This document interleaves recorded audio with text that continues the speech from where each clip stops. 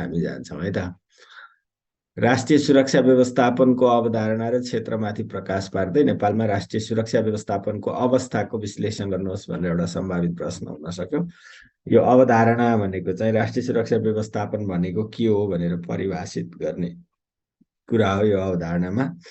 अनि यसका क्षेत्रहरू के हुन्छन् भनेर क्षेत्र लेख्नु पर्यो र त्यसपछि नेपालमा के व्यवस्था गरिएको छ त्यसको विश्लेषणमा चाहिँ यो व्यवस्था छ, यो कमजोरी छन् भनेर पोजिटिभ र नेगेटिभ दुइटै, सबल पक्ष दुर्बल पक्ष दुइटै लेख्नुपर्ने हुन्छ। ओके। अनि अर्को चाहिँ एक स्वतन्त्र र सार्वभौम राज्यका लागि राष्ट्रिय सुरक्षा व्यवस्थापनको कस्तो महत्त्व हुन्छ, नेपालले त्यस्तो महत्त्व बोध गरी राष्ट्रिय सुरक्षा व्यवस्थापनका लागि पर्याप्त कार्य गरेको पाउनुहुन्छ, आफ्नो धारणा राख्नुहोस् भनेपछि राष्ट्रिय सुरक्षा व्यवस्थापनको महत्त्व भनेर सोधेको हो यो खासमा हैन। अगाडि जे भने पनि एक स्वतन्त्र र सार्वभौम राज्यका लागि राष्ट्रिय सुरक्षा व्यवस्थापनको महत्त्व भन्ने टाइटल दिने, अनि तल राष्ट्रिय सुरक्षा व्यवस्थापन भनेर फेरि यसमा पनि एक लाइन डिफाइन त गर्नुपर्छ। अनि त्यसपछि यो क्वेसनको एक स्वतन्त्र र सार्वभौम राज्यका लागि यो राष्ट्रिय सुरक्षा व्यवस्थापनको देहाय अनुसारको महत्त्व रहन्छ भनेर अनि बुदामा जाने हो। अब नेपालले अब पर्याप्त कार्य गरेको छ भन्नेमा दुईटा पाटो हो, नेपालले गरेका व्यवस्थाहरू भन्ने हो हैन, अनि त्यसमा रहेका कमजोरीहरू भनेर माथिको 1 र 2 को उत्तर उस्तै हुन्छ दोस्रो पाटोमा। ओके, एउटा पहिलो पाटोमा महत्त्व, दोस्रो पाटो चाहिँ उत्तर उस्तै नै रहन्छ। अनि तेस्रोमा चाहिँ राष्ट्रिय सुरक्षा व्यवस्थापनमा प्रभाव पार्ने तत्त्वहरू पहिचान गरी वर्तमान परिवेशमा नेपालको राष्ट्रिय सुरक्षाका जोखिमहरूको समाधान गर्न चाल्नुपर्ने कदमहरू सिफारिस गर्नुहोस् भन्ने हुन सक्छ। अब यसमा चाहिँ राष्ट्रिय सुरक्षामा प्रभाव पार्ने तत्त्व के कुराले राष्ट्रिय सुरक्षालाई प्रभाव पार्छ ती तत्त्वहरू लेख्नु पर्यो सरर र। तर यसमा पनि राष्ट्रिय सुरक्षा व्यवस्थापनलाई एक लाइन डिफाइन त गर्नै पर्छ। अनि यसलाई विभिन्न तत्त्वहरूले, आन्तरिक र बाह्य विभिन्न तत्त्वहरूले प्रभाव पार्छन् जसलाई निम्नानुसार उल्लेख गर्न सकिन्छ भनेर बुदामा जाने हो। अनि नेपालको राष्ट्रिय सुरक्षाका जोखिमहरू अब समाधान गर्न चाल्नुपर्ने कदम त भन्यो, तर जोखिम पनि अलिकति लेख्नुपर्छ, धेरै लामो चाहिँ होइन। सुरक्षा व्यवस्था, नेपालको राष्ट्रिय सुरक्षा व्यवस्थापनका जोखिमहरू भन्ने, अनि अलिकति भाषामा नेपालको भू राजनीतिक अवस्थिति, अनि यो आर्थिक र प्रशासनिक इभन राजनीतिक संक्रमण काल हैन, र अति कम विकसितबाट विकासशील राष्ट्रमा स्तरोन्नति उन्मुख अवस्थाले र यसको विकास, सेवा प्रवाह आदिमा चाहिँ वैदेशिक सहायता माथिको निर्भरता र अर्थतन्त्रमा रेमिटेन्स माथिको निर्भरता जस्ता कारणले नेपालको राष्ट्रिय सुरक्षामा थुप्रै चुनौतीहरू रहेका छन्, जसले के अरे प्रभाव जोखिमहरू रहेका छन् जसलाई देहायअनुसार उल्लेख गर्न सकिन्छ भनेर 8-10 वटा जोखिमहरू टु दी पोइन्ट व्याख्या नगरिकन अनि उपरोक्त अनुसारका जोखिमलाई समाधान गर्न देहाय अनुसारको कदम चाल्नुपर्छ भनेर जोखिम समाधानका उपाय भनेर लेख्ने। पछि यी सबै कुरा आउँछ, खालि मैले अर्गनाइजेसनको कुरा गरिरहेको छु। अनि नेपालको राष्ट्रिय सुरक्षाका प्राथमिकता र नीतिहरू उल्लेख गर्दै तिनको प्रभावकारी कार्यान्वयनका लागि के गर्नु पर्ला सुझाव भएछ, सुझाव हो यो, सुझाव दिनुहोस् भने। अब यो चाहिँ राष्ट्रिय सुरक्षा नीतिले नेपालको राष्ट्रिय सुरक्षाका प्राथमिकता पनि तोकेको छ, त्यही लेख्ने। नेपालको राष्ट्रिय सुरक्षा प्राथमिकता भन्ने, अनि राष्ट्रिय सुरक्षा नीतिले देहाय अनुसारको विषयहरूलाई प्राथमिकताका रूपमा तोकेको छ भनेर पोइन्टमा लेख्ने। अनि नेपालले अवलम्बन गरेका सुरक्षाका नीतिहरू यस प्रकार छन् भनेर नीतिहरू लेख्ने।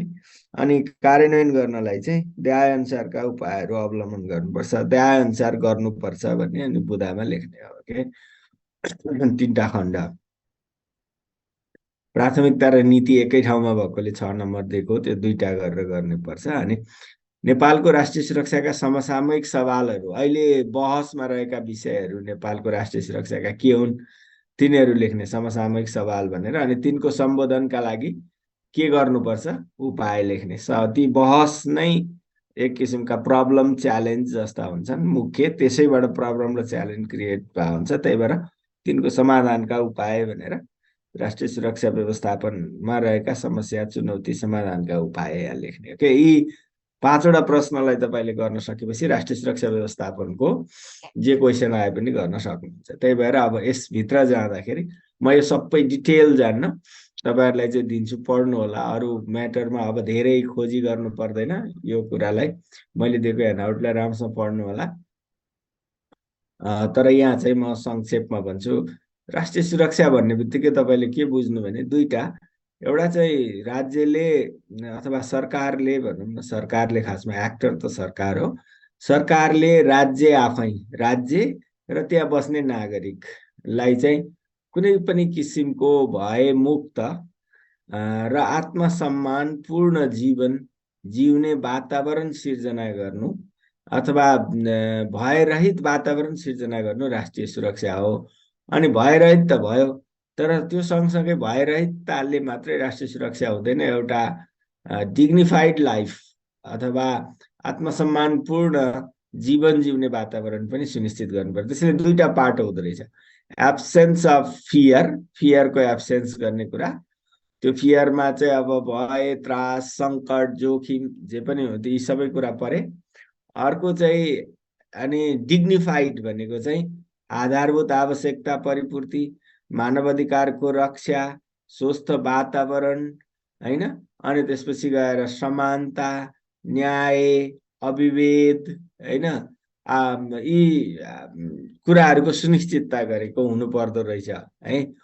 व्यक्तिको कुरा गर्दा अब राज्य भनेको चाहिँ बाह्य आक्रमणबाट मुक्त, सार्वभौम सत्ता सम्पन्न वा सार्वभौम सत्ता मजबुत भएको अवस्था, राष्ट्रिय एकता र अखण्डता मजबुत भएको अवस्था, राष्ट्रिय हितको सुरक्षा भएको अवस्था, हैन, यो हुनु पर्यो। अब समाज व्यक्तिमै पनि फेरि संस्कृति, भाषा, धर्म, पहिचान यी कुराहरूको पनि रक्षा भएको अवस्था, यो चाहिँ राष्ट्रिय सुरक्षा रहेछ। अथवा व्यक्तिको हिसाबले हेर्ने हो भने चाहिँ उसलाई, नागरिकलाई पीडा, हिंसा, गरिबी, रोग, भय यी सबैबाट मुक्त भएर एउटा आत्मसम्मानपूर्ण जीवन जिउन पाउने अधिकार राष्ट्रिय सुरक्षा हो। र राष्ट्रिय सुरक्षाका लागि कुनै पनि देशको सरकारले के गर्छ त भन्दाखेरि चाहिँ आइदर राजनीतिक पोलिटिकल मेजर, हैन, राजनीतिक उपाय, अनि अर्को चाहिँ डिप्लोमेटिक यानि कि कूटनीतिक उपाय, आर्थिक इकोनोमिक मेजर, हैन, अनि सैन्य मिलिटरी मेजर लगायतका शक्ति संरचनाहरूको चाहिँ प्रयोग गर्छ। पावर स्ट्रक्चरहरूको, पोलिटिकल पावर स्ट्रक्चर वा political measure, diplomatic power structure वा डिप्लोमेटिक मेजर, इकोनोमिक पावर वा चाहिँ इकोनोमिक मेजर, सैन्य पावर मिलिटरी मेजर, यिनीहरूको चाहिँ प्रयोग गर्छ भनेर यति कुरा भन्नु पर्यो।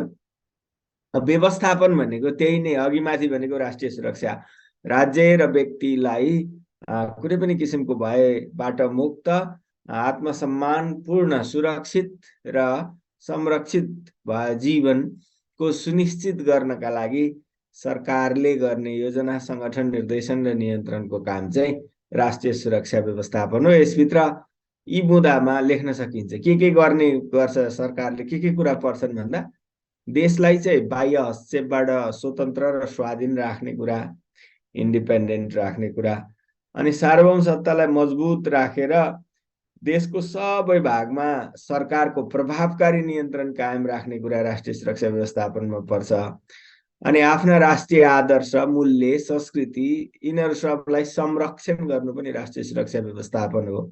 र जनताका आधारभूत आवश्यकता सुनिश्चित गर्ने र मानवाधिकार रक्षा गर्ने कुरा र मुलुकको आर्थिक सामाजिक समृद्धि मार्फत नागरिकको गुणस्तरीय जीवन सुनिश्चित गर्ने, यी कुराहरू सबै राष्ट्रिय सुरक्षा व्यवस्थापनभित्र पर्ने भए। ओके, अब राष्ट्रिय सुरक्षा व्यवस्थापनका क्षेत्र भन्यो भने सर र सूची बनाउँदा इनलिस्ट गर्दा चाहिँ अब सबभन्दा पहिला मिलिटरी सेक्युरिटी आउँछ, सैन्य सुरक्षा, हैन, सेना, हात हतियार, युद्ध, सीमा रक्षा, यो बल प्रयोग गरेर सुरक्षा कायम गर्ने ट्रेडिसनल कुरा।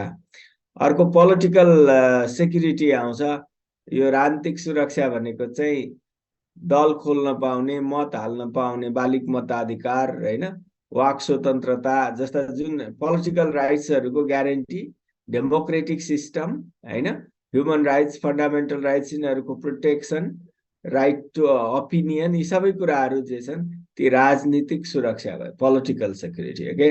अनि आर्थिक सुरक्षामा चाहिँ तपाईँको आम्दानी, रोजगारी, अनि वितरणात्मक न्याय, सामाजिक सुरक्षा, आवासको सुरक्षा होइन, इन्धन सुरक्षा अथवा यो इनर्जी सेक्युरिटी होइन, ऊर्जा सुरक्षा, खाद्य सुरक्षा, यी सबै आर्थिक सुरक्षाभित्र पर्ने भए।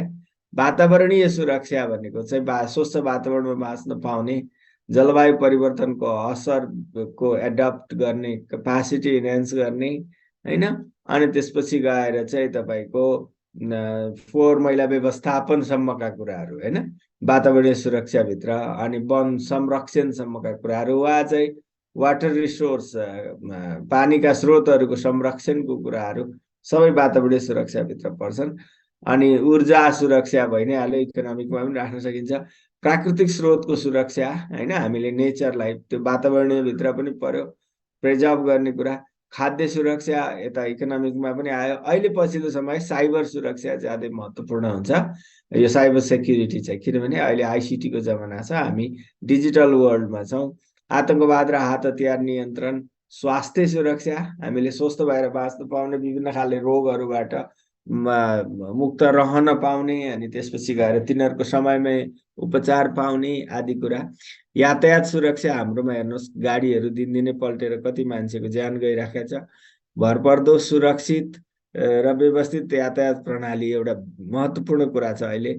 अनि बसाइसराई, शरणार्थी समस्या, यी पनि राष्ट्रिय सुरक्षासँग सम्बद्ध विषय हुन्। यी विषय सूची आदि आदि थुप्रै थप्न सक्नुहुन्छ यी कि। अब यिनीहरूलाई नै हामीले परम्परागत सुरक्षा मामिला र समसामयिक सुरक्षा मामिला गरेर दुईटा वर्गमा बाँडेर पनि हेर्न सक्छौँ। जुन सैन्य किसिमका सुरक्षाहरू छन्, परम्परागतमा हुँदै आएको सार्वभौम सत्ताको रक्षा, सीमा सुरक्षा, अनि सेना मजबुतीकरण र सैन्य पावरको थ्रेटले आफ्नो शक्तिको सङ्ग्रह, अनि युद्ध, हात हतियार, प्रहरीको दिने शान्ति सुरक्षा, वाटेभर, यिनीहरू चाहिँ परम्परागत सुरक्षा मामिला हुन् भनेदेखि अब समसामयिक सुरक्षा मामिला चाहिँ ती माथि भएका ऊर्जा सुरक्षा, प्राकृतिक स्रोतको सुरक्षा, खाद्य सुरक्षा, साइबर सुरक्षा होइन, वा वातावरणीय सुरक्षा, सामाजिक सुरक्षा, बसाइसराई, शरणार्थी सम्बद्ध सुरक्षा थ्रेट, यिनीहरू चाहिँ समसामयिक सुरक्षा मामिलाहरू भयो, स्वास्थ्य सुरक्षाका कुराहरू होइन।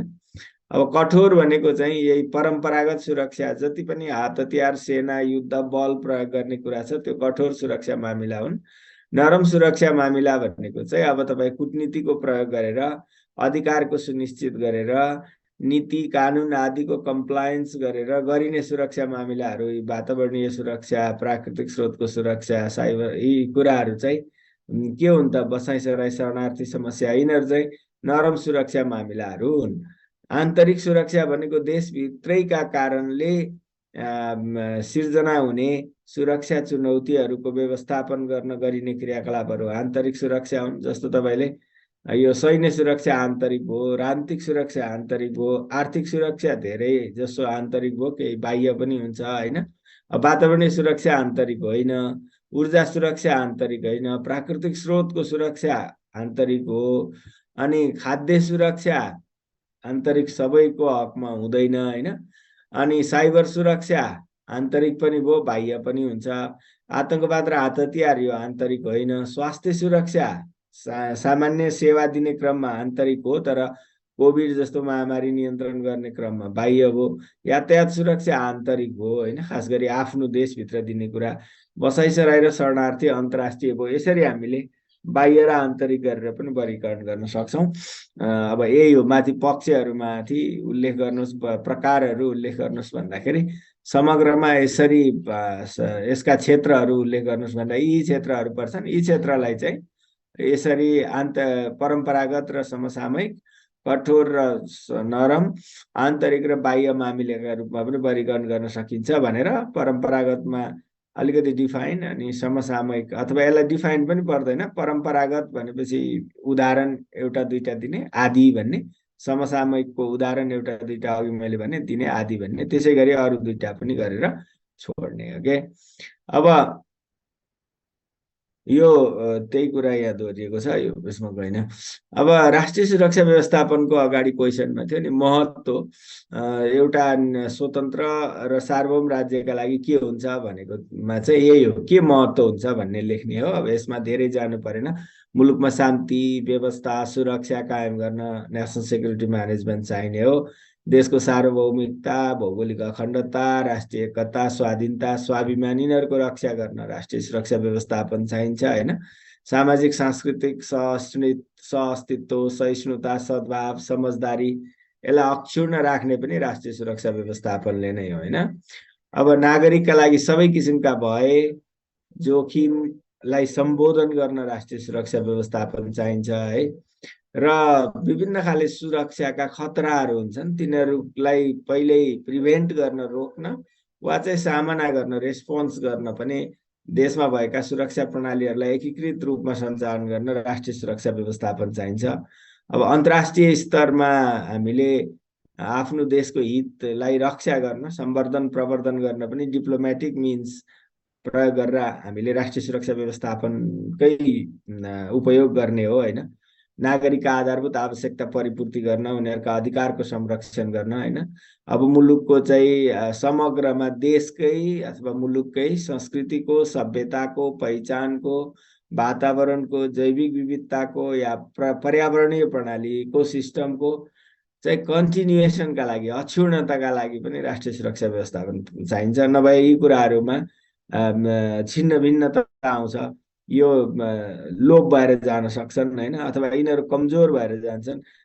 यसको यो इकोलोजिकल डाइमेन्सन, यसलाई संरक्षण गर्न पनि चाहिने हो। अब समाजमा सामाजिक न्याय, समता होइन, त्यस्तै गरिकन समानता, अब हरेक व्यक्तिको इज्जत प्रतिष्ठा आत्मसम्मान, यसको संरक्षण कसले गरिदिने त भन्दा यो गर्नलाई पनि राष्ट्रिय सुरक्षा व्यवस्थापन नै चाहिन्छ।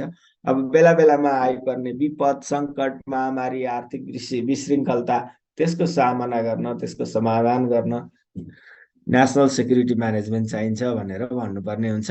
अब नेपालमा चाहिँ राष्ट्रिय सुरक्षा व्यवस्थापनका चुनौतीहरू वा समस्याहरू के छन् भन्नलाई पनि यसबाट मिलाउन सकिन्छ।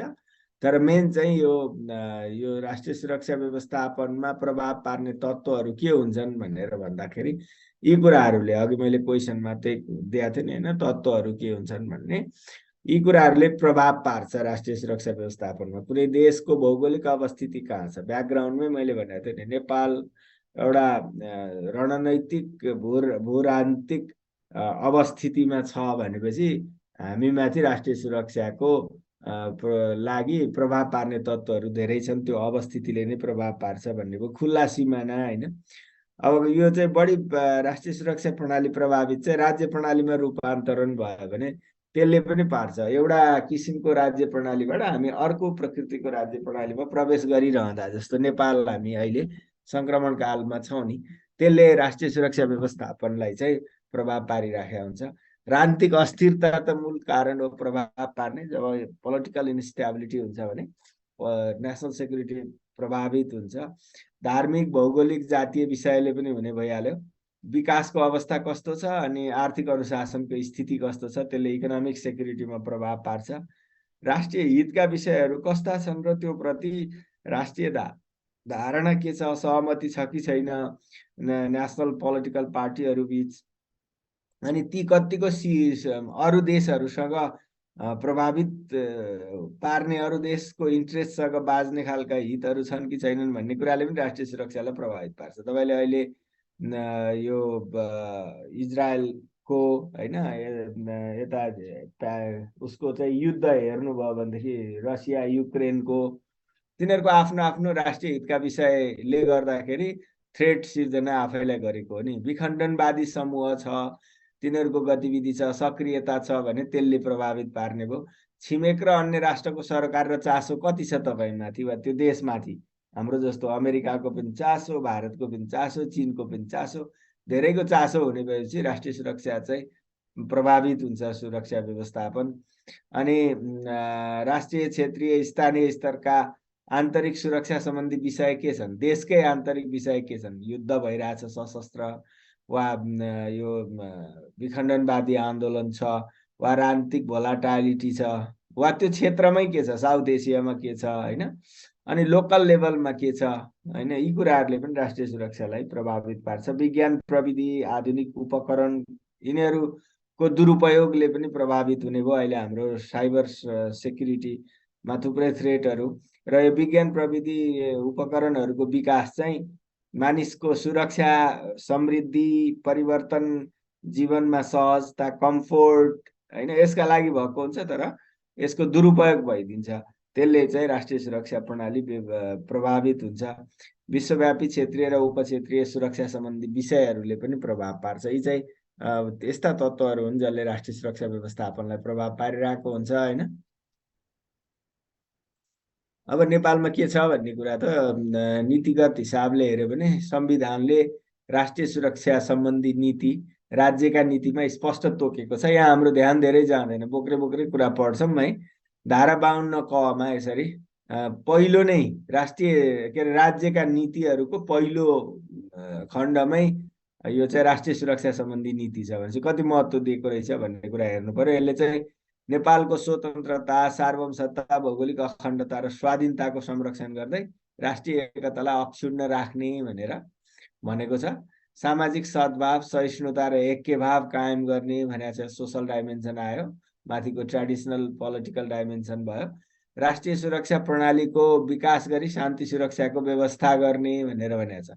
नेसनल सेक्युरिटी म्यानेजमेन्ट सिस्टम बनाउने र त्यसबाट चाहिँ शान्ति सुरक्षा, देशभित्रको आन्तरिक सुरक्षा सुनिश्चित गर्ने भन्ने छ। अनि सर्वाङ्गीण मानवीय सुरक्षाको प्रत्याभूत गर्ने। सर्वाङ्गीण भनेको चाहिँ अब मान्छेको शारीरिक, मानसिक, स्वास्थ्य सम्बद्ध, बौद्धिक होइन हरेक खाले सुरक्षा होइन।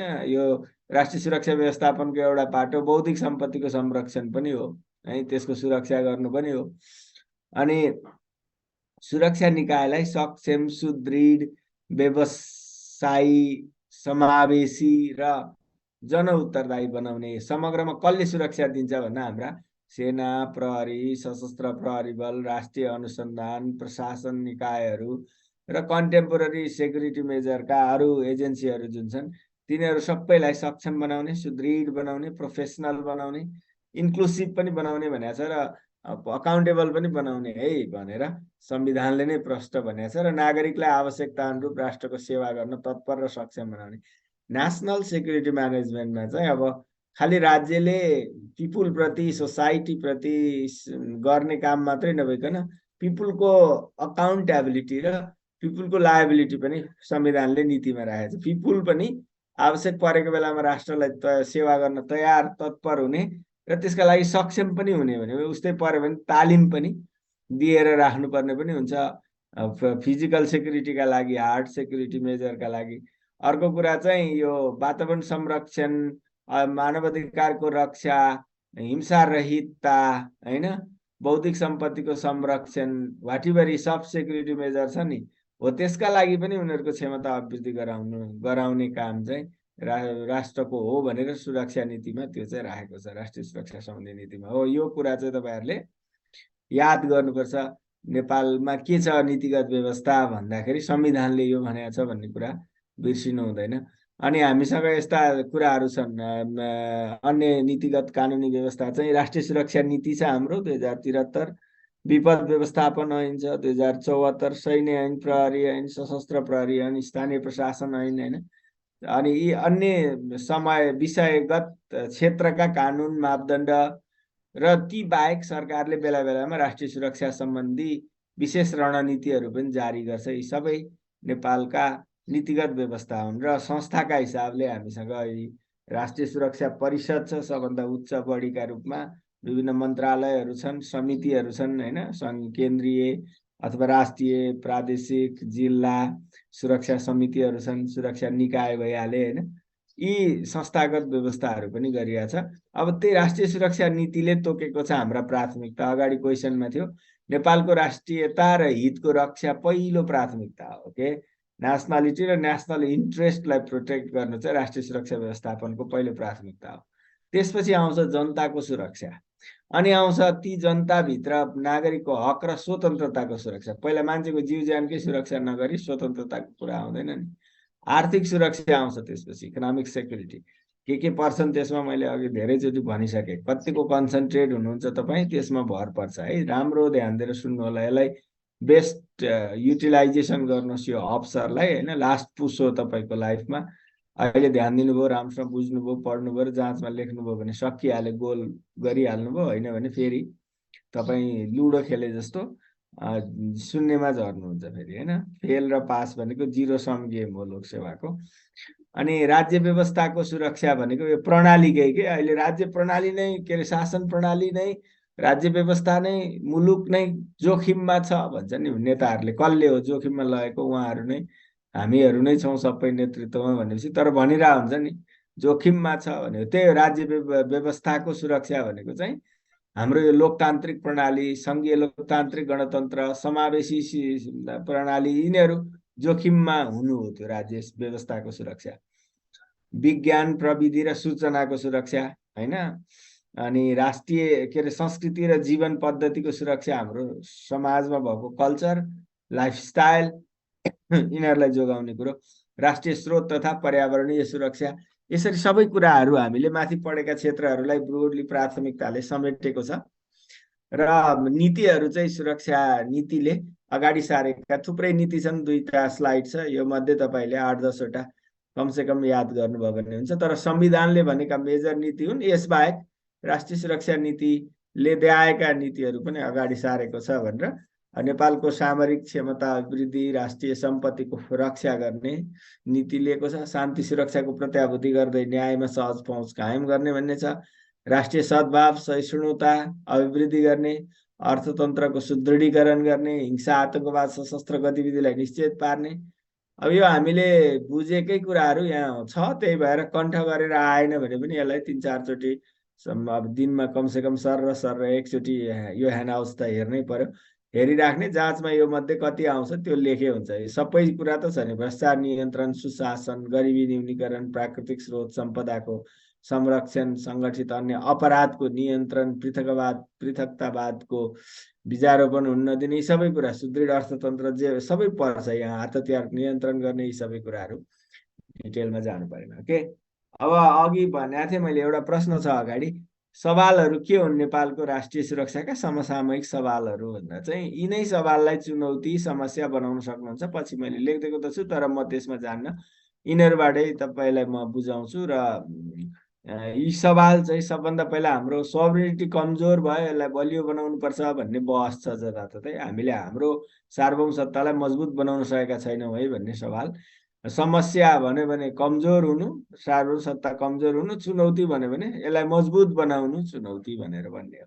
सीमा सुरक्षा व्यवस्थापन, हाम्रो खुल्ला सिमाना छ, यसले गर्दा यो भएन त्यो भएन होइन। चोरी पैठारीदेखि लिएर अपराध नियन्त्रणदेखि लिएर के भन्छ यो गैर कानुनी चाहिँ बसाइसराईदेखि लिएर शरणार्थी समस्या, यो सबै खुल्ला सिमानाले भएको हो भन्ने छ। त्यो हाम्रो मेजर सवाल। अब कसरी यसलाई बन्द गर्न पनि सकिन्छ कि सकिँदैन, त्यसपछिको असर के हुन्छ होइन, वा कसरी व्यवस्थित गर्ने, हामीले मात्रै चाहेर भएन, द्विपक्षीय कुरा पनि भयो होइन। भ्रष्टाचार, अहिलेको शान्ति सुरक्षा र दण्डहीनता त कमनै भइहाल्यो। भ्रष्टाचार र सम्पत्ति शुद्धिकरण हेर्नुहोस्, यो चाहिँ करप्सन एकदमै बढेर सिपिआई इन्डेक्समा हामी एकदम धेरै करप्सन हुने मुलुकको सूचीमा छौँ होइन। अनि त्यसलाई कसरी नियन्त्रण गर्ने त राष्ट्रिय सुरक्षा व्यवस्थापनको एउटा अर्को चुनौती हो। अनि बढ्दै जानु भनेको समस्या हो। साइबर सुरक्षा हामीले फेस गरिरहेछौँ है। खाद्य सुरक्षा, पिउने पानीको सङ्कट, अब कतिपय ठाउँमा हामी कहाँ अहिले पनि खाद्यान्न समयमा पुग्दैन, मान्छेले खान पाउँदैनन्, समस्या छ। कर्णालीतिर हेर्नुभयो होइन, यी विकट ठाउँमा हेर्नुभयो भने कतिपय ठाउँमा मान्छेले पानी पिउनै पाएका छैनन्। अहिले अर्को मेजर राष्ट्रिय सुरक्षा व्यवस्थापनको चाहिँ यो पानीका स्रोतहरू सुक्दै छन् क्लाइमेट चेन्जले गर्दा। हिमालबाट झर्ने नदीहरू, त्यो मुहान भएर बग्ने नदीहरूको पानी पनि चाहिँ अब हिउँ पग्लिएर र हिउँ नपरेर क्लाइमेट चेन्जको असरले गर्दा त्यसमा सब्स्टेन्टिभ चाहिँ डिक्रिज भएको छ। जसले खालि यो खानेपानी मात्रै होइन कि सिँचाइका लागि चाहिने पानीसम्मको यो चाहिँ पानीको सङ्कट होइन। अनि वातावरण संरक्षण, जलवायु परिवर्तनको असर हामीले त्यो प्रभाव पारेका छैनौँ, तर त्यसको मारमा चाहिँ हामी छौँ।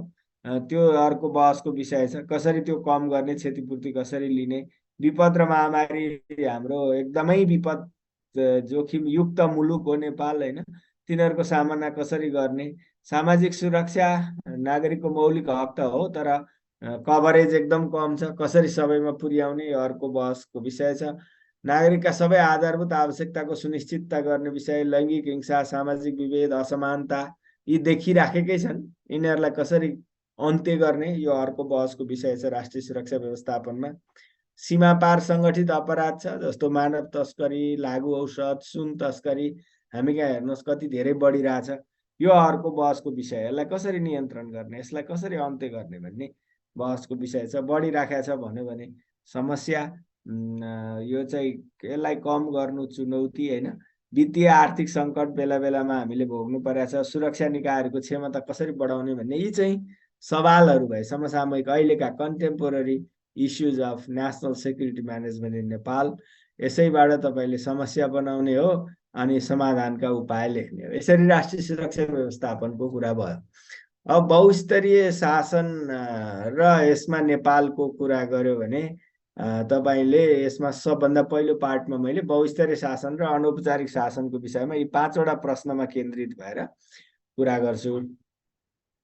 पहिले चाहिँ बहुस्तरीय शासनको अवधारणाको व्याख्या गर्नुहोस्। नेपालको संविधानले बहुस्तरीय शासनका सम्बन्धमा के कस्ता व्यवस्था गरेको छ उल्लेख गर्नुहोस् भन्ने एउटा सिम्पल, यो आएको पनि छ, जाँचमा आइसकेको प्रश्न पनि हो। त्यसपछि गएर अर्को चाहिँ बहुस्तरीय शासनको अवधारणा विकासको सन्दर्भ, how the concept of multi level governance evolve, त्यो कुन सन्दर्भमा के कारणले गर्दाखेरि भन्ने कुरा, त्यो सन्दर्भ लेख्नुहोस् भन्ने अहिले पछि मैले भन्छु त्यो कुरालाई। अनि त्यो सन्दर्भ प्रकाश पार्दै भने पनि, प्रकाश पार्ने भनेको पनि सेड लाइट अन भने हो। त्यो भनेको चाहिँ त्यसलाई एकदम उज्यालो खुल्ला बनाऊ, मलाई छर्लङ्ग बुझाऊ भनेको हो प्रकाश पार भनेको होइन। यसको अरू केही लेख्नु परेन। देखाएका सन्दर्भमा बहुस्तरीय शासनको अवधारणा विकास भएको भन्ने बुँदामा लेख्ने। अनि यसका विभिन्न तह र पात्रको भूमिका, यसका तह त तपाईँले पराराज्य, राष्ट्रिय र उपराष्ट्रिय भनेर, उपराज्य भनेर पढ्नु भएको छ। अब ती तह लेख्नु पर्यो। अनि होराइजेन्टलमा पात्र भनेको चाहिँ सार्वजनिक क्षेत्र, निजी क्षेत्र, नागरिक समाज भनेर पढ्नु भएको छ। अब ती तहको पनि भूमिका लेख्नु पर्यो, पात्रको पनि प्रत्येकको भूमिका, धेरै लेख्ने होइन। अन्तर्राष्ट्रियले चाहिँ के गर्छ त भन्दा, अन्तर्राष्ट्रिय मानवाधिकार, अनि त्यसपछि गएर चाहिँ यो मुलुकको आर्थिक सामाजिक विकासका लागि स्रोतको र सार्वभौमसत्ता वा सामाजिक आर्थिक सुरक्षाका थ्रेटहरूको सामूहिक प्रयत्न गर्ने भूमिका अन्तर्राष्ट्रिय स्तरको हुन्छ। राष्ट्रियको चाहिँ के हो त भन्दा, सार्वभौमसत्तालाई संरक्षण गर्दै राष्ट्रिय एकता, अखण्डता, नागरिकको सुरक्षा र सेवा को सुनिश्चितता गर्ने कुरा राष्ट्रिय स्तरको शासनको होइन। अनि विकास निर्माण यो गर्ने भूमिका भयो भनेदेखि स्थानीय स्तरको चाहिँ स्थानीय आवश्यकताहरूको परिपूर्ति र स्थानीय स्रोत साधनको उपयोगद्वारा नागरिकका अधिकारको सुनिश्चितता र लोकतन्त्रको फाउन्डेसन जग बसाल्ने, लोकतन्त्रको अभ्यास, विकेन्द्रीकरणको अभ्यास गर्ने चाहिँ स्थानीय तहको होला होइन। अब यतातिर सरकार, निजी क्षेत्र, नागरिक समाजको त सरकारको नियम बनाउने, त्यसको कार्यान्वयन गर्ने, गराउने र नियमन गर्ने सरकारको काम भयो होला। अनि निजी क्षेत्रको चाहिँ रोजगारी, आर्थिक उत्पादन, उत्पादकत्व, प्रतिस्पर्धा गरेर कुल गारस्थ उत्पादन, आर्थिक वृद्धिमा योगदान पुर्याउने, इकोनोमिक पावरको प्रयोग गरेर भन्ने भूमिका भयो होला भने।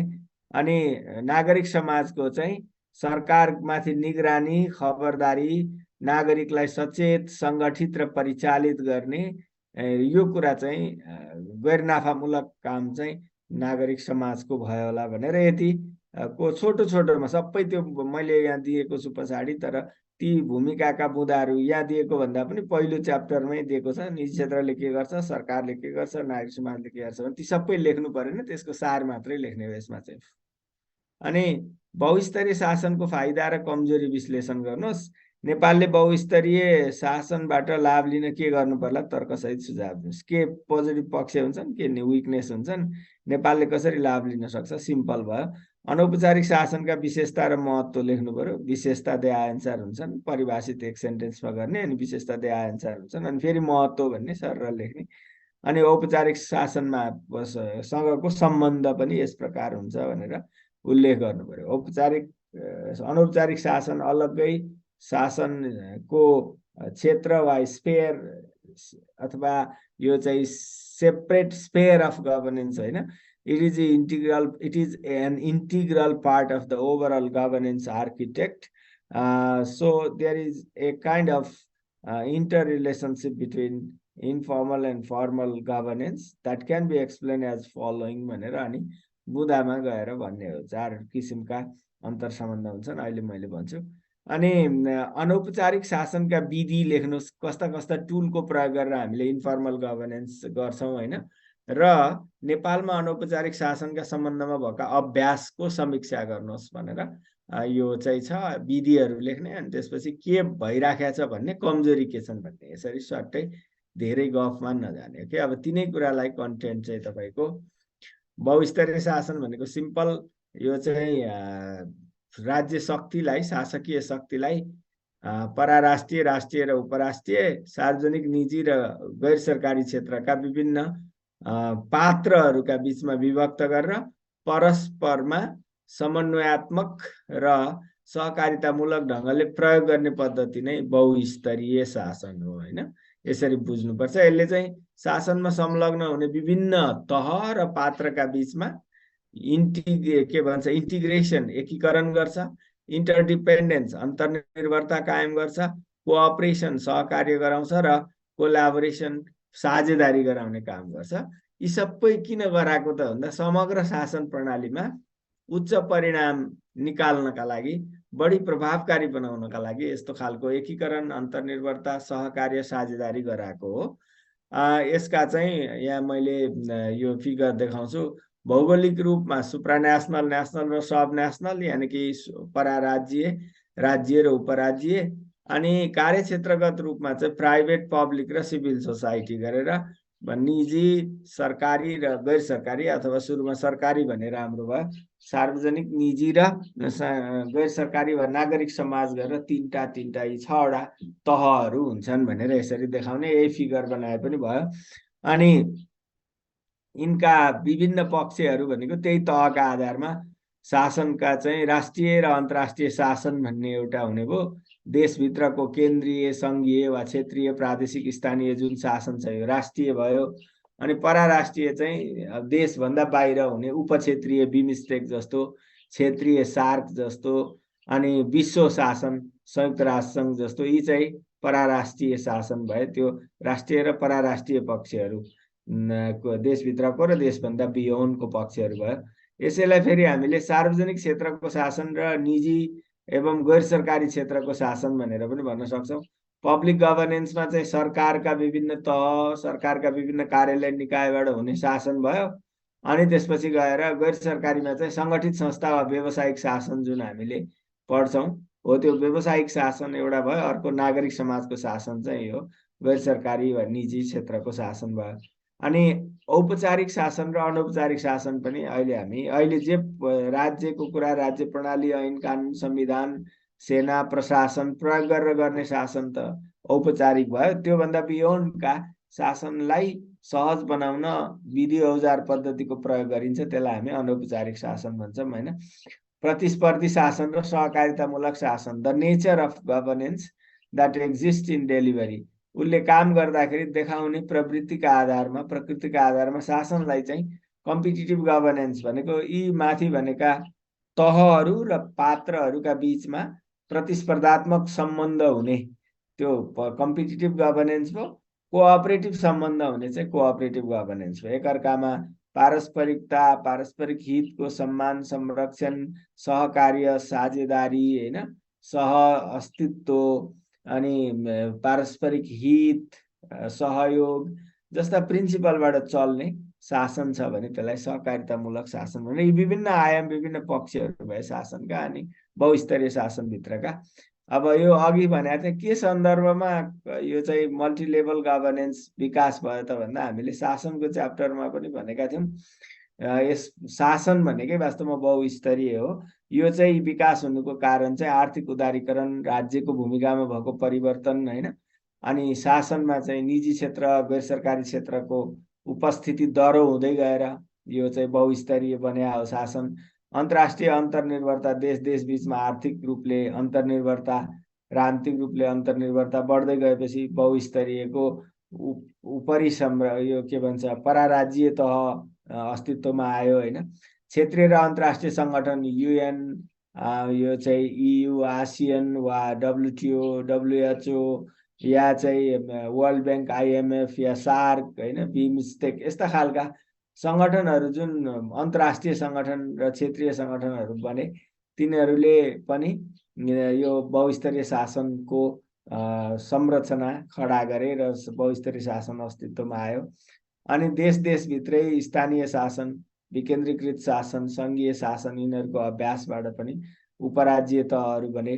अनि कोअपरेटिभ यो सहकारितामूलक साझेदारी र सञ्जालीकृत शासनको अवधारणा। अब अहिले हामी यो कम्पिटिटिभ गभर्नेन्स होइन कि कोअपरेटिभ सबै पात्र क्षेत्र मिलेर काम गर्नुपर्छ भन्ने मोडलमा धेरै देश गएका छन्। साझेदारी पार्टनरसिप गर्नुपर्छ सरकारले मात्रै होइन निजी क्षेत्र नागरिक समाजलाई सँग पनि भन्ने कुरा। अनि नेटवर्क रूपमा काम गर्नुपर्छ सूचना प्रविधिको प्रयोग विभिन्न पात्रहरूसँग सम्पर्क सम्बन्धमा रहेर सञ्जालीकृत ढङ्गले काम गर्नुपर्छ भन्ने कुरा होइन। यसले यी मान्यताले पनि बहुस्तरीय शासन अस्तित्वमा आयो। अनौपचारिक शासनको मान्यता विकास भयो। विभिन्न अपेक्षित र अनपेक्षित अन्तर्राष्ट्रिय समस्या र चुनौतीले पनि ग्लोबल गभर्नेन्स मल्टिलेभल गभर्नेन्सलाई चाहिँ अनिवार्य बनाइदियो के।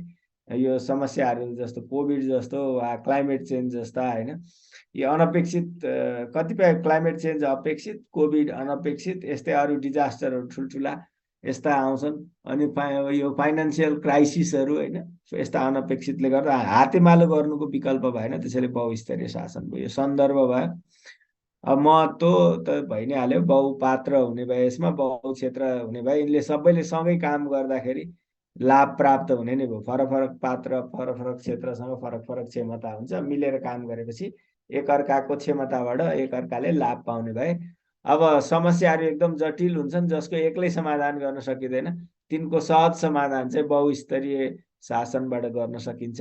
विभिन्न जोखिम र अवसरहरू सरकारले राज्यले मात्रै लिने भन्दा त्यो दुईटैको साझेदारी हुने भयो प्राइभेट सेक्टर गभर्मेन्ट बीच अनि शासनका विभिन्न तह र एक्टरहरूका बीचमा चाहिँ जोखिमको पनि अपर्च्युनिटीको पनि साझेदारी हुने भयो।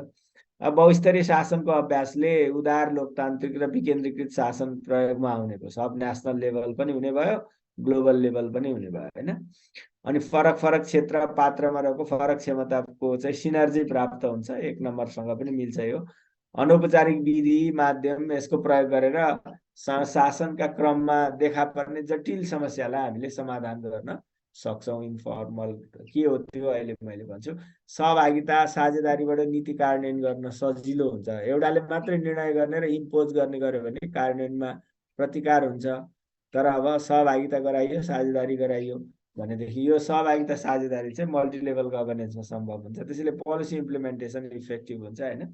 अब स्रोत नवीनतम प्रविधि आविष्कार अवसर यो सबैसँग हुँदैन नि जोसँग छ अरूले पनि त्यसको साझेदारी गरेर उपयोग गर्ने अवसर पायो त्यसमाथि पहुँच प्राप्त गर्ने भयो बहुस्तरीय शासन हामीले अभ्यास गरेका छौँ भने होइन। कमजोरीहरू पनि हुन्छन् बहुस्तरीय शासनका त्यो चाहिँ यो काम गर्नलाई जटिलता हुन्छ धेरै पात्र क्षेत्रको सहमति सहभागिता गराउनु पर्ने भएर यो चाहिँ गतिहीनता प्राप्त गर्न सक्छ शासनले होइन। एक सेकेन्ड है अब सिर्जना हुन सक्छ। अब यसमा चाहिँ धेरै पात्र धेरै तहको संलग्नतामा चाहिँ निर्णय गर्ने ठाउँ धेरै हुने भए रिसोर्स प्रयोग गर्ने ठाउँ धेरै हुने भए होइन त्यसले गर्दा पावर र रिसोर्स दुईटैको प्रयोगमा दुरुपयोग हुन सक्ने भयो, भ्रष्टाचार बढ्न सक्छ।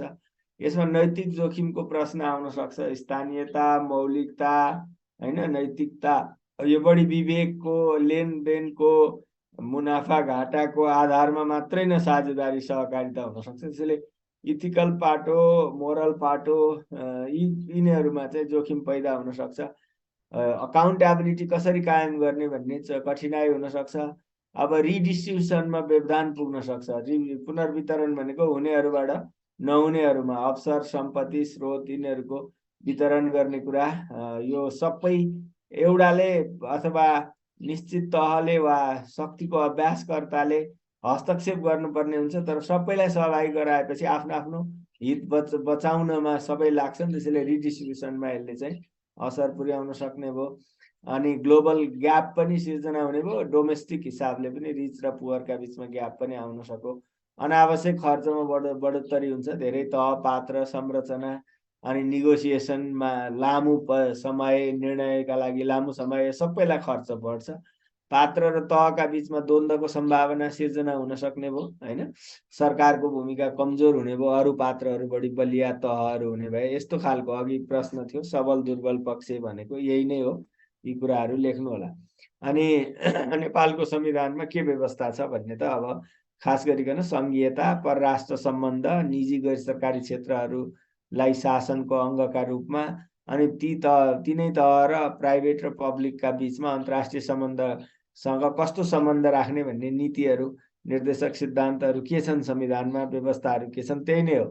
हाम्रो चाहिँ 3 तहको राज्य संरचना सङ्घीय भनेर धारा 4 र 56ले भनेको छ। अनि त्यो तिनै तहको विधायिकी र आर्थिक कार्यविधि संविधानले तोकेको छ। अनि एकल र साझा अधिकार धारा 57ले 3 तहलाई दिएको छ। अधिकारको प्रयोग कसरी गर्ने भन्ने कुरा आर्थिक अधिकारको 59मा छ, राजस्व बाँडफाँड अधिकार 60ले दिएको छ। अनि 3 तह बीचको सम्बन्ध चाहिँ पारस्परिक सहयोग, सहअस्तित्व, सहकारिता, समन्वयमा आधारित भनेर धारा 50ले पारस्परिक सहयोग, अरू चाहिँ 232ले व्यवस्था गरेको छ। अनि अन्तर्राष्ट्रिय सम्बन्धबाट चाहिँ यो राष्ट्रिय हित अधिकतम तुल्याउनका लागि यसका सिद्धान्त र आधारहरू तोकिएको छ। धारा 50को 4ले सिद्धान्त तोकेको छ। धारा 51को ड को 1ले आधारहरू तोकेको छ। अनि अर्थव्यवस्था चाहिँ स्वतन्त्र हुने, विकासमा सार्वजनिक निजी सहकारी साझेदारीको नीति लिने, हैन, र निजी क्षेत्र र नागरिक समाजसँग हिस्सेदारी गर्ने कुरा चाहिँ संविधानको धारा 50को 3 आर्थिक उद्देश्यमा, अनि त्यसपछि 51को घ राज्यका नीतिहरूमा यसरी प्रष्ट रूपले तिनै तहका पात्र, तिनै किसिमका पात्रहरू र अन्तर्राष्ट्रिय बजारसँग राष्ट्रिय बजारलाई इन्टिग्रेट गर्ने कुरालाई सङ्केत गरेको छ। सामुदायिक र राष्ट्रिय एवं अन्तर्राष्ट्रिय जुन गैर सरकारी संस्था हुन्छन् तिनीहरूको नियमन व्यवस्थापन चाहिँ एकद्वार प्रणालीबाट गर्ने, अनि तिनलाई राष्ट्रिय प्राथमिकता र आवश्यकताका क्षेत्रमा परिचालन गर्ने भन्ने चाहिँ राज्यको नीति अन्तर्गत 51को य 14मा चाहिँ यो उल्लेख गरेर गैर सरकारी क्षेत्रको पनि यसरी रेकग्निसन गरेको छ बहुस्तरीय शासनको एउटा एलिमेन्टका रूपमा। अनि सङ्घ, प्रदेश र स्थानीय तहबीच समन्वय कायम चाहिँ सङ्घले बनाएको कानुनबाट गर्ने भनेर यसरी यी सबैका बिचमा समन्वयको अपेक्षा गरिएको छ, हैन। अब यी व्यवस्था चाहिँ बहुस्तरीय शासनका सम्बन्धमा छन् भने अनौपचारिक शासन भनेको के, यसका विशेषता के भन्ने प्रश्न थियो। सिम्पल, यो चाहिँ औपचारिक ऐन, कानुन, नियम, संरचना, कार्यविधि र चाहिँ बाध्यकारी हुने खालका नियम, अनि यो सरकारी किसिमको औपचारिक किसिमको संरचना नभएको, संस्थागत नगरिएको प्रक्रिया नीति मार्फत सञ्चालित हुने शासनलाई हामी अनौपचारिक शासन भन्छौँ। अर्थात् यो औपचारिक शासनभित्र कहिलेकाहीँ ऐन, कानुन, नियम, पद सोपान, के भन्छ, संरचना, संस्थाको घेराभित्र रहेर मात्रै समाधान खोज्दाखेरि त्यो सम्भव हुँदैन। अब त्यसको समाधान त्योभन्दा बाहिर गएर चाहिँ खोजी गरियो भने त्यसलाई हामी अनौपचारिक शासन भन्छौँ, हैन। शासनको अनौपचारिक आयाम भनेर भन्छौँ। अब यसमा चाहिँ नन कोडिफाइड, नन स्याङ्सन र पब्लिकली नन इन्फोर्स्ड रुलहरू हुन्छन् र यसको संरचना चाहिँ नन गभर्मेन्टल हुन्छ, सरकारी किसिमको संरचना हुँदैन, सरकारी भन्दा गैर सरकारी चरित्रको हुन्छ। र नन इन्स्टिट्युसनल प्रोसेस भनेको पहिल्यै संस्थागत गरेको एकदम स्टेप स्टेप पालना गर्नुपर्ने होइन, कुनै प्रोसेस नभएको संस्थागतीकरण नगरिएको प्रक्रियाको पालना हुन्छ। त्यहाँ निगोसिएसन होला, त्यहाँ चाहिँ पर्सनल रिलेसन होला, त्यहाँ चाहिँ सोसल रिलेसनलाई होला, भेटघाट होला, आदिबाट पनि सोलुसन खोजिन्छ। अनि नन रुल डाइरेक्टेड इन्टरेक्सन भनेको त्यसका पात्र संलग्न संस्था पात्रका बिचमा कुनै नियमले गाइड गर्दैन, कुनै को कति हाइरार्कीमा कसलाई पहिला बोलाउने, आसन ग्रहण गर्ने वा चाहिँ कसले निर्देशन कसले पालना भन्ने कुनै हुँदैन, रुल गाइडेड हुँदैन। यो नन रुल गाइडेड इन्टरेक्सन हुन्छ। र यसको अनौपचारिक शासनको मर्म भनेकै कोअपरेटिभ ओरिएन्टेसन, यो सहयोगात्मक चरित्र, सहकारितामूलक चरित्र, एकले अर्कालाई सहयोग गर्ने उद्देश्यबाट गाइडेड भएको हुन्छ होइन। अनि यसको फ्रेमवर्क जुन ढाँचा हो शासनको त्यो पनि अनौपचारिक हुन्छ, अनि प्रोसेस पनि अनौपचारिक हुन्छ, र त्यसको परिणाम पनि अनौपचारिक हुन्छ के त्यो बाध्यकारी त्यसैलाई आधार लिएर अदालतमा चाहिँ जान सकिन्न। एउटा उदाहरण दिन्छु, यो चाहिँ सरकारले सुरक्षा व्यवस्थापनमा जोखिम भयो अथवा बालकुमारी घटना भयो, त्यसमा 2 जना युवाको ज्यान गयो, त्यो युवा ज्यान जानमा को दोषी छ त्यसलाई दोषीलाई त कारबाही गर्नु पर्यो होइन। अब सरकारलाई कठिन भयो, जटिल समस्या छ, कसले गोली चलायो, कसले आदेश दियो वा के हो, त्यो गोली चलाउन हुन्थ्यो हुन्थेन, आदेश दिनु हुन्थ्यो हुन्थेन, गोली चलाउँदा पनि घुँडामुनि होला, रबरको गोली होला, पहिला चेतावनी होला, यो सबै प्रोसेस पुरा गर्यो कि गरेन, सरकारलाई त टक्कै थाहा पाउन कठिन भयो नि त, कारबाही त सरकारले गर्ने हो होइन। अब त्यसका लागि एउटा समिति बन्यो है। अब समिति भन्ने कुरा कुनै पनि कानुनमा समिति बन्नेछ, समितिले छानबिन गर्नेछ, त्यसको प्रतिवेदनका आधारमा कारबाही गरिनेछ भनेर लेखेको छैन। अब त्यो समितिलाई म्यान्डेट दिएर औपचारिक ढङ्गले नै बन्यो होला, तर त्यसले खुलेर अनौपचारिक प्रोसिड्युर, रुल्स, स्ट्रक्चर सबै पालना गरेर काम गर्छ। अब त्यसले एउटा प्रतिवेदन दियो, प्रतिवेदनले यस्तो गरेको थियो, फलानालाई दोषी भनेको थियो, कारबाही भएन भनेर अदालतमा गएर त्यो गर भन्ने कुरा हुँदैन, त्यसलाई त्यो कानुनी डकुमेन्ट होइन कुनै होइन। त्यसको चाहिँ फ्रेमवर्क पनि इन्फर्मल भयो, प्रोसेस पनि इन्फर्मल भयो, र आउटकम पनि इन्फर्मल नै हो। अब सरकारले तर के गर्छ त भन्दा हो त्यो प्रतिवेदनलाई आधार लिएर अब सरकारले निर्णय गरेर चाहिँ कारबाही गर्न सक्छ भनेपछि यो औपचारिकलाई नै सपोर्ट गर्ने अनौपचारिक पक्ष मात्रै हो। अनौपचारिक शासन भनेको यसरी बुझ्नु पर्यो। थुप्रै विधि प्रयोग गर्न सकिन्छ, पोलिसी नेटवर्क, नीति सञ्जालहरू भनेको नीति बनाउँदाखेरि सरकारवालाहरूसँग छलफल गर्ने र त्यो नीतिमा इन्भल्भ कम्युनिटीका बिचमा नेटवर्किङ गर्ने, साझेदारी गर्ने, त्यस्तो गर्न सकिन्छ। विशिष्टीकृत समिति अघि भनेको जस्तो छानबिन समिति होइन, मस्यौदा समिति अथवा चाहिँ विशेषज्ञ समिति होइन, प्राविधिक समिति, यस्ता समितिहरू बनाउन सकिन्छ। बहुस्तरीय शासन संरचना आफैमा प्राइभेट सेक्टर, कोअपरेटिभ्स, अन्तर्राष्ट्रिय समुदाय, लोकल गभर्नेन्स, कम्युनिटी, यी सबै भएको पद्धति र तिनीहरूलाई प्रयोग गर्नु पनि अनौपचारिक शासन भयो। राज्य र राज्य शक्तिको प्रयोग गर्ने त औपचारिक भयो, त्योभन्दा बाहिरका शासनका अवयवहरू चाहिँ अनौपचारिक मेथड भए। नरम कानुन, सफ्ट ल भनेको एकदम सरकारले कठोरतम ढङ्गले यस और नो, गर्नुहुन्छ गर, गर्नु हुँदैन नगर मात्रै नभनिकन फ्लेक्सिबल प्रोभिजनहरू भएका, जनतालाई चोइसेस दिने अल्टरनेटिभ सहितका कानुनहरू छन् भने त्यसलाई सफ्ट ल भनिन्छ। को प्रोडक्सन, सेवाको उत्पादनमा उपभोक्ताहरूको संलग्न गराउने को प्रोडक्सन, सह उत्पादनको विधि अवलम्बन गर्न सकिन्छ होइन। खानेपानी सुविधा उपलब्ध गराउन सरकारको औपचारिक शासनको दायित्व हो, तर घरधुरीबाट पनि पैसा उठाउने, श्रमदान लिने, अनि त्यसपछि त्यसको मेन्टेनेन्स व्यवस्थापन पछि उनीहरूले नै गर्ने गरिकन सहलगानीमा बनाउनु चाहिँ फेरि इन्फर्मल गभर्नेन्स भयो। अथवा त्यो सहलगानीको पाटोको पब्लिकको कन्ट्रिब्युसन चाहिँ त्यो फर्मल होइन। साझेदारी, पार्टनरसिप भयो, खुल्ला समन्वय विधि भयो, ओपन कोअर्डिनेसन मेथड, अनि सोसल रिलेसन अघि भने नि मैले, सामाजिक सम्बन्धलाई प्रयोग गरेर पनि समस्याको समाधान खोज्न सकियो। सामाजिक सम्बन्धकै आधारमा त्यो समाधान त हुँदैन, तर त्यसलाई भोलि पदमा कुर्सीमा बसेर ल्याएर त्यहाँ भएको सहमतिलाई निर्णय गरेर अप्रुभल त गर्नुपर्छ, तर मिन्सका रूपमा त्यसलाई प्रयोग गर्न सक्यो। एक्सपर्ट्स कन्सल्टेसन हुन सक्यो, रिसर्च एन्ड डेभलपमेन्टको फाइन्डिङहरू हुन सक्यो। यी चाहिँ विभिन्न विधिहरू भए अनौपचारिक शासनका, र अब विभिन्न स्वरूप हुन्छन्, सञ्जालमा आधारित शासन, बहुस्तरीय शासन, नागरिक समाजको शासन, अन्तर्राष्ट्रिय सङ्गठनको शासन, होइन, गैर सरकारी संस्थाको शासन, व्यावसायिक शासन। These all are informal form of governance है, यिनीहरू चाहिँ ती भए। अब त्यसपछि गएर अनौपचारिक र औपचारिक शासन चाहिँ अघि नै भने अनौपचारिक चाहिँ औपचारिककै पूरक हो, त्यसलाई नै सफल बनाउनलाई यो अनौपचारिकको प्रयोग गर्ने हो। त्यसैले यी दुईटाका बिचमा पहिलो चाहिँ परिपूरक सम्बन्ध, औपचारिकले जति नागरिक सेवा सुविधा र सुव्यवस्था गर्न सक्छ सक्यो, त्यसमा अब नसक्ने पार्टमा अरूलाई प्रयोग गर्नु। परिपूरक भनेको सरकारले डिजास्टरमा, विपदमा तत्काल रेस्क्यु गर्ने भने सेना, प्रहरी, सशस्त्र यो गएर कति पार्ट कभरेज गर्छ त्यो त गर्यो। सेना प्रहरी सँगसँगै सामुदायिक सङ्गठनहरू, एनजिओहरू, राजनीतिक दलका भातृ सङ्गठनहरू, होइन, युवा क्लबहरू, अन्तर्राष्ट्रिय दात्री निकायहरू, तिनीहरू पनि जान्छन् नि। त्यो चाहिँ परिपूरक सम्बन्ध भयो, होइन। वैधानिक ढङ्गले सरकारले नै स्वीकार गरेर ल मसँगै तिमीले परिपूर्णताको रोल निभाउने गरी काम गरौँ भन्यो भने त्यो परिपूरक सम्बन्ध भयो।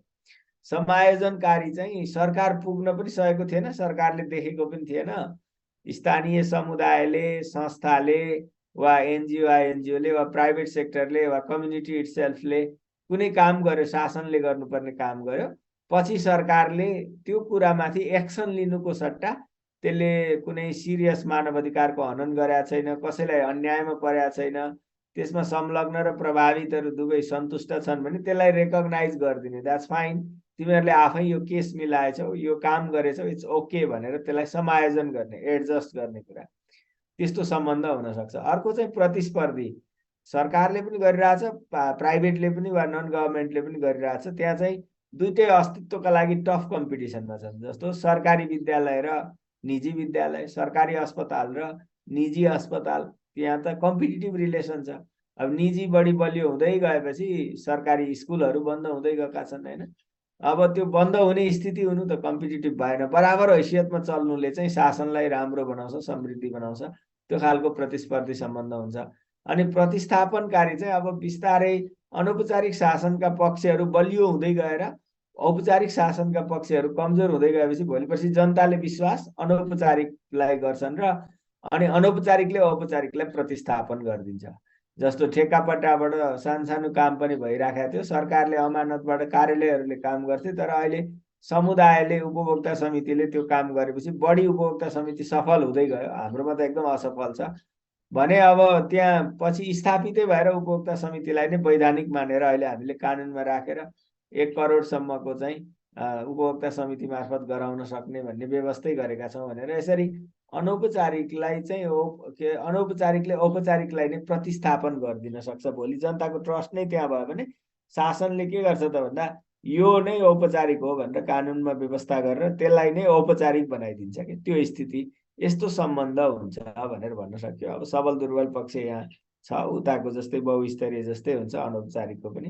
अब नेपालमा के छ अनौपचारिक शासनको सम्बन्धमा भन्यो भने चाहिँ अब शासकीय प्रणालीमा हामीले हेऱ्यो भने नागरिक समाजको, गैर सरकारी संस्थाको, सामुदायिक सङ्गठन, पेसागत समूह, होइन, विभिन्न खाले इन्ट्रेस्ट ग्रुपहरू, दबावित समूह, है, निजी क्षेत्र, व्यावसायिक संस्था, यिनीहरूको उपस्थिति र प्रभाव चाहिँ हाम्रो शासनमा, नेपालको पनि शासन प्रणालीमा छ। यी सबै अनौपचारिक आयामहरू भए।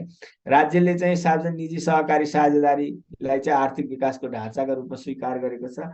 साझेदारी गर्ने कुरा अनौपचारिक मिन्स भयो। अनि निजी र सहकारीले सेवा दिने कुरा सरकारले प्रयोग गरेका माध्यम हुन्। आफूलाई सफल बनाउन अनौपचारिकलाई प्रयोग गरेको हो।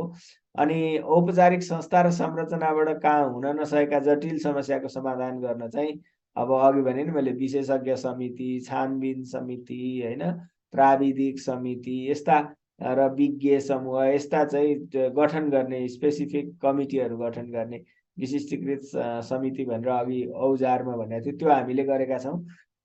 कतिपय यो collective decision making, group decision making पनि हुन्छ, सामूहिक निर्णय, अन्तर्क्रिया गोष्ठी गरेर त्यसको निचोडका आधारमा निर्णय लिने पनि अभ्यास छ, होइन। अब निर्णय गर्दा कानुनको धारा दफा मात्रै हेरेर ट्वाक्क गरिन्न, वार्ता, अन्तर्क्रिया, सहमति, सम्झौता, यो त ऐनले त भने आउँदैन, त्यसको प्रयोग गर्ने गरिएको छ जुन अनौपचारिक हो। अब स्थानीय तहमा हेऱ्यो भने युवा क्लब, महिला समूह, आमा समूह, उपभोक्ता समूह होइन, टोल सुधार समिति, किशोरी समूह, साना किसान समूह, लघु वित्त, यस्ता थुप्रै समूहहरू, सामुदायिक सङ्गठनहरू चाहिँ शासनमा सक्रिय छन्। भनेको शासनले गर्ने काममा उनीहरू पनि सहभागी छन्। अनि विभिन्न परम्परागत हाम्रा धार्मिक सांस्कृतिक संरचना संस्थाहरू छन्, तिनीहरूको पनि लोकल लेभलमा गभर्नेन्स गर्नमा ठुलो महत्त्व छ अहिलेसम्म पनि होइन, महत्त्वपूर्ण हिस्सा ओगटेको छ। उनीहरूले धेरै कुरा मिलाइरहेको हुन्छन्। ओके, यसरी अनौपचारिक शासनको कुरा भयो। अब नागरिक समाजको शासन र स्थानीय शासन मासँग सम्बद्ध केही प्रश्नहरू चाहिँ, नागरिक समाजका विशेषता पहिलो एकदमै इम्पोर्टेन्ट छ। अनि नेपालमा चाहिँ लोकतन्त्र र सुशासनको सुदृढीकरण गर्नलाई नागरिक समाजको भूमिका कस्तो देख्नुहुन्छ भनेको सबल पक्ष र दुर्बल पक्ष दुइटै लेख्ने हो। अर्को चाहिँ नागरिक समाजका सबल दुर्बल पक्ष छुट्याउनुहोस्, त्यो माथिकोमा पनि आइसकेका हुन्छ। अनि नेपालको नागरिक समाजमा रहेका समस्या के हुन् त्यो पनि लेख्नु पर्यो, समाधान कसरी गर्ने, आफ्नो मौलिक ढङ्गको राय घोकेको यस्तो भन्दा पनि मौलिक राय लेख्नुहोस् भनेर भने हो। यो मौलिकता त जुनसुकै प्रश्नमा पनि नभने पनि महत्त्वपूर्ण हुन्छ, मौलिकताले नै पास गर्ने हो, अरूभन्दा अलिक फरक लेखियो भने पास पाइन्छ।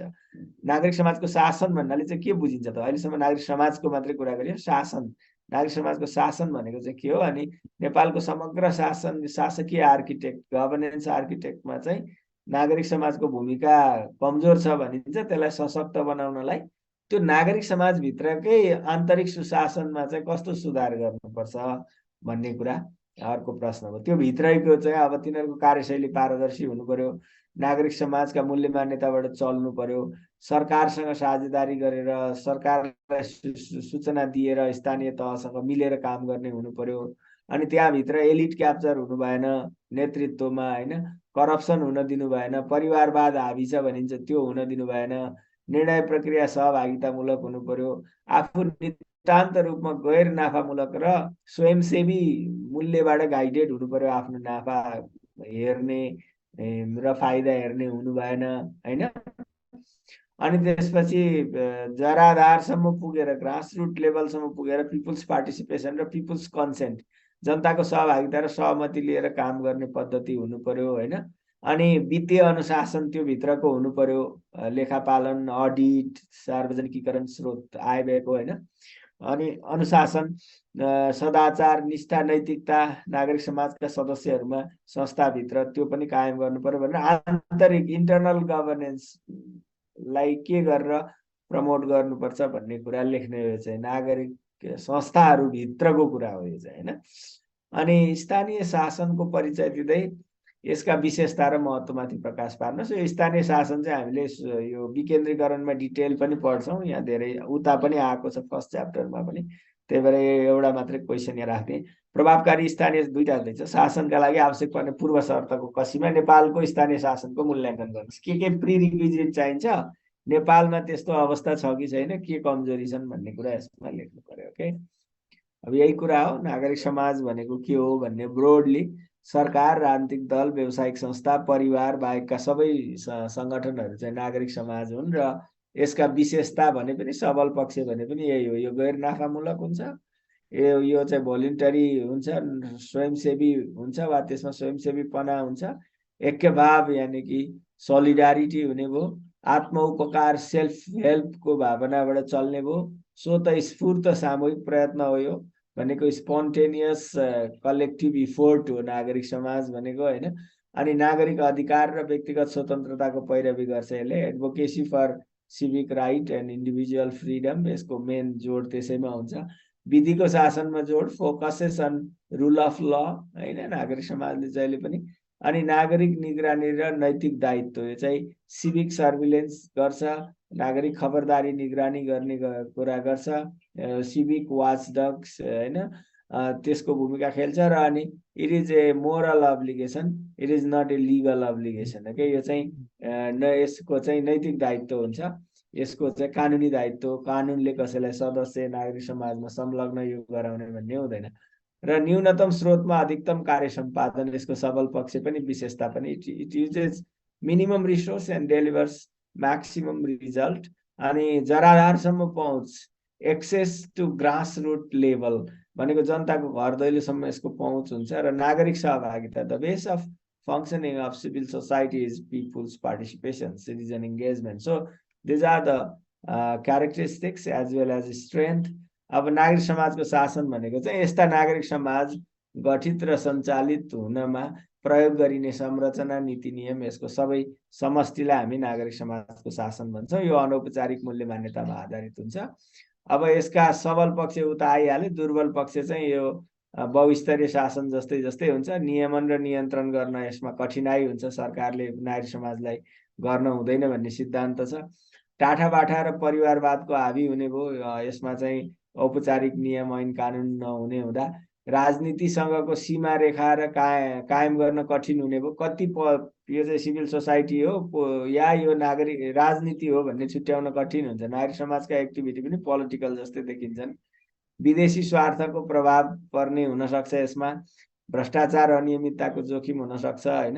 अब यो चाहिँ राज्य संरचना भन्दा बाहिर रहेर काम गर्दा अनि नागरिकसँग यसले सोझै सम्पर्क र सम्बन्ध राख्दाखेरि राज्यलाई दुर्बल बनाउने हुन्छ। अनि परिपक्वताको अभावले गर्दा नागरिक समाजमा चाहिँ राजनीतिक आर्थिक सामाजिक अस्थिरता र अशान्ति योको कारण हुन सक्छ। यसले चाहिँ कहिलेकाहीँ पोलिटिकल मुभमेन्ट पनि नागरिक समाज हो भनेपछि यो आन्दोलन सधैँभरि अनि त्यो आन्दोलनलाई चाहिँ पिसफुलमा कन्ट्रोल गर्न सकिएन भने आउटब्रस्ट भएर त्यसले राजनीतिक आर्थिक सामाजिक अस्थिरता अशान्ति पनि पैदा गर्न सक्छ र सरकारले अनुगमन गर्नलाई पनि कठिन हुन्छ। माथि नियमन नियन्त्रण भन्ने पनि आइसक्यो। यस्ता दुर्बल पक्ष हुन्छन्, सबल पक्ष अघि आयो। यो यहाँ भनिराख्नु परेन, पहिलो च्याप्टरमा पनि तपाईँहरूले पढिसक्नु भएको छ। नागरिक समाजले समग्र शासनमा के भूमिका खेल्छ भन्दा नन प्रफिट ओरिएन्टेड, अनि त्यसपछि गएर भोलिन्टियरिजमको प्रिन्सिपलमा पिपुल अर्गनाइज अवेर मोबिलाइज गर्ने कुरा र राज्यलाई दबाब दिने पैरवी गर्ने यो कुरा चाहिँ निगरानी गर्ने कुरा र सरकारसँग सेवा प्रवाहमा चाहिँ साझेदारी गर्ने काम पनि यसरी गर्छ भन्ने हो। नेपालमा के कमजोरी छन् भन्ने उताका विकनेसका धेरै कुराहरू यसमा त्यही नै नेपालमा पनि छ। सुधारलाई चाहिँ त्यसलाई रिभर्स गर्ने हो, यो मैले भनिराख्नु परेन के। अब स्थानीय शासनका केही प्रश्न थिए। स्थानीय शासन चाहिँ मैले अघि पनि भने विकेन्द्रीकरणमा हामी डिटेल पढ्छौँ। थोरै यहाँ के भनौँ त भन्दा यो नागरिकलाई स्थानीय स्तरमै आफ्नो समुदाय स्तरमै टोल स्तरमै गाउँ स्तरमै वा सहर बस्ती स्तरमै उनका आवश्यकताहरू त्यही सम्बोधन गर्ने गरी स्थानीय जनताद्वारा निर्वाचित संस्था अनि आफ्नै स्रोतबाट जुटाएको वित्तीय व्यवस्था र त्यसको बाट सिर्जित शक्ति र स्रोतको निर्णय गरेर खर्च गर्ने अनि सेवा सुविधा दिने व्यवस्था गर्नका लागि बनेका नियम संस्था पद्धति यिनीहरूको समष्टिलाई हामी स्थानीय शासन भन्छौँ। यो मौलिक बुझेपछि तपाईँले आफ्नै भाषामा मौलिक ढङ्गले लेख्न सक्नुहुन्छ। र यो स्थानीय शासन यस्तो शासन हो जस मार्फत चाहिँ नागरिकले आफ्नो सार्वभौम शक्तिको वास्तविक प्रयोग गर्न पाउँछन्। त्यसको प्रयोग गर्दै आफ्ना शासक आफैले चुन्छन् अनि त्यसपछि गएर त्यसरी चुनेका शासक र स्थापित स्थानीय शासकीय संस्थाले चाहिँ यो स्थानीय स्तरको सार्वजनिक निजी गैर सरकारी क्षेत्रका पात्रहरू र राष्ट्रिय स्तरका पात्र वा केन्द्रीय सरकारसँगको पनि समन्वय सहकार्यमा चाहिँ स्थानीय सेवा प्रवाह विकास निर्माण सुशासनको कार्य स्थानीय शासनले गर्ने गर्छ भने चाहिँ शासकीय संस्था र पात्र चुन्दो रहेछ सार्वभौम शक्तिको प्रयोग गरेर। तर काम गर्दा चाहिँ केन्द्रीय सरकारसँग पनि समन्वय गरेर र स्थानीयमा चाहिँ सार्वजनिक निजी गैर सरकारी क्षेत्रका पात्रसँगको समन्वय सहकार्यमा स्थानीय विकास निर्माण सेवा प्रवाह सुशासनको काम चाहिँ स्थानीय शासनले गर्दो रहेछ हैन। यसरी यो स्थानीय शासन चाहिँ लोकतन्त्रको जग हो भनेर भन्न सकिन्छ। यसलाई अझ बुझ्न विशेषतामा हेर्यो भने अब स्थानीय शासन हुनलाई आफ्नो निश्चित स्थानीय भूगोल चाहियो तोकेको कुनै ऐन कानुनले, अनि उसको त्यो भूगोलभित्र चाहिँ रहेको स्थानीय शासकीय एकाइको चाहिँ कानुनी र संवैधानिक अधिकार र जिम्मेवारी स्पष्ट हुनु पर्यो। अनि स्थानीय जुन शासकीय संस्था हुन्छ त्यो शासकीय संस्था चाहिँ केन्द्रको ब्रान्च होइन कि स्थानीय स्तरमै गठित हुनु पर्यो र त्यो स्थानीय जनताले स्थानीय स्तरमै चुनेको नेतृत्व त्यसको अथोरिटी हुनु पर्यो हैन। र उसको संस्था अथोरिटी सबै भयो, अधिकार भयो, भूगोल भयो। अब त्यहाँ चाहिँ स्रोत चाहिँ अरूले दिएर मागेर डिपेन्डेन्ट हुने भयो भने स्थानीय शासन हुँदैन। आफ्नै स्रोत साधन हुनु पर्यो र त्यसको परिचालन पनि आफैले निर्णय गरेर गर्ने अधिकार पनि हुनु पर्यो। अनि स्थानीय स्तरकै आफ्नै अधिकार प्रयोग गरेर निर्णय गर्ने, आफ्नो आफैले निर्णय गर्ने, आफ्नो व्यवस्थापन आफैले गर्ने, आफ्नो नियन्त्रण आफैले गर्ने स्वायत्तता प्राप्त गरेको पनि हुनु पर्यो। अनि नीति निर्माण र कार्यान्वयनमा स्थानीय नागरिकको संलग्नता, पार्टिसिपेटरी अप्रोच हुनु पर्यो। अनि स्थानीय सेवा प्रवाह, विकास र स्थानीय सरकारका विषयमा यो केन्द्रित हुनु पर्यो। यसलाई अरू चासो हुनु भएन र आफ्ना काम कारबाहीका सम्बन्धमा चाहिँ लोकल अकाउन्टेबिलिटी पनि हुनु पर्यो यसको, होइन। अब पूर्व शर्त भनेर मैले भनेको थिएँ। अब यसमा त सबभन्दा पहिला स्थानीय संस्कृति र संस्थागत सन्दर्भ जुन हो, लोकल कल्चर र लोकल इन्स्टिट्युसनल कन्टेक्स्टलाई चाहिँ ध्यान दिएर काम गर्यो भने मात्रै स्थानीय सरकार प्रभावकारी हुन्छ। अनि सुदृढ स्थानीय संस्था, नीति र कार्यविधि हुनु पर्यो। इन्स्टिट्युसन बलियो हुनु पर्यो, नीतिहरू बनेका हुनु पर्यो, काम गर्ने कार्यविधिहरू स्पष्ट तोकिएका हुनु पर्यो। अनि स्थानीय सरकार र अधिकारीहरूमा जिम्मेवारी पर्याप्त दिएको हुनु पर्यो। त्यो जिम्मेवारी निभाउन अधिकार पनि पर्याप्त दिएको हुनु पर्यो ऐन कानुन संविधानले। अनि वित्तीय स्वायत्तता पनि हुनु पर्यो, पर्याप्त आफ्नो स्रोत आफैले जुटाउने, खर्च गर्ने स्वायत्तता। अनि नपुगेको चाहिँ वित्तीय सहयोग माथिबाट हस्तान्तरण गरेर आउने व्यवस्था हुनु पर्यो। आफ्नो कर्मचारी आफैले व्यवस्थापन गर्न पाउने गरी अधिकार दिएको हुनु पर्यो। र आफ्नो प्रशासन, कर्मचारी प्रशासनमा चाहिँ माथिल्लो तहले सरुवा बढुवा यो तोकेर पठाइदिने, जाँच लिएर पठाउने यो हुनु भएन। स्थानीय शासन चाहिने हो भने नागरिकको संलग्नता पनि मिनिङफुल हुनु पर्यो। अनि आफ्ना योजना, नीति, बजेट, कार्यक्रम बनाउँदा चाहिँ राष्ट्रिय नीतिसँग सामञ्जस्य हुने गरी बनाउनु पर्यो। फरक ढङ्गले बनाएर चाहिँ स्थानीय शासन प्रभावकारी हुँदैन है। अनि केन्द्र, प्रदेश र अन्य स्थानीय तह, निजी गैर सरकारी क्षेत्र यिनीहरूसँग समन्वय र सहकार्य पनि प्रभावकारी ढङ्गले गर्नु पर्यो। यस्ता खालका पूर्व शर्तहरू हुन्छन् भने अब मैले अब स्थानीय शासनको महत्त्व यहाँ धेरै कुरा गर्नु परेन, होइन। यति कुरा आज गरेर मैले तपाईँहरूलाई बाँकी चाहिँ भोलि कन्टिन्यू गर्ने भए। अब भोलिलाई चाहिँ तपाईँहरूलाई मैले आज एउटा होमवर्क पनि दिन्छु।